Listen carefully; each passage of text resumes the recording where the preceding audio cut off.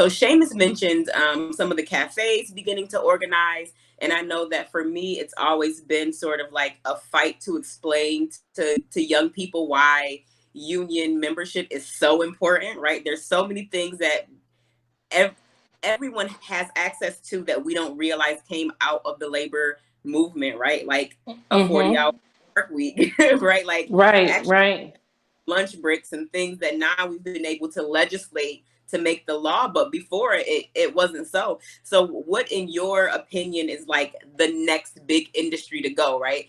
Lots of healthcare workers are organized. We've got construction workers who are organized. Now we're getting the baristas in the coffee shops. So what's like the next industry that you think is going to really be that new wave of young, vibrant union membership?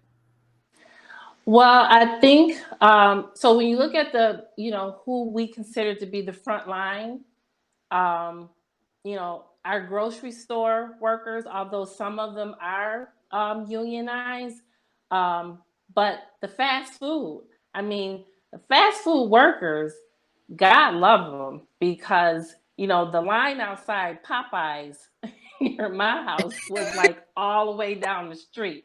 And I remember me and my daughter were driving down the street and she looked at me and she said, they must have changed the recipe because I've never seen this line. And I'm like, no, because people's lives have changed and, they're not able to meet with family. So they're dependent on these fast food takeout restaurants. You know, DoorDash and Grubhub. I mean, those are the people who were constantly working.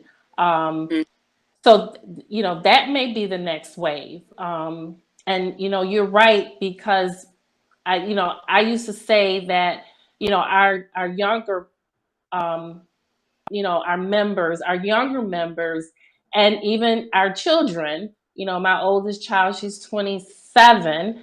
Um, and they basically inherited the fight of their grandfather and their grandmother. Both of my parents were union members. And so, and then for me, I inherited what they already fought for.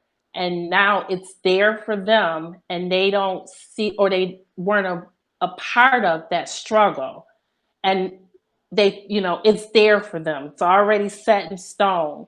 So now we are going to, I view this as being another opportunity for unions to be able to advocate and organize more people. So I think that's probably where we'll see an organized labor, movement.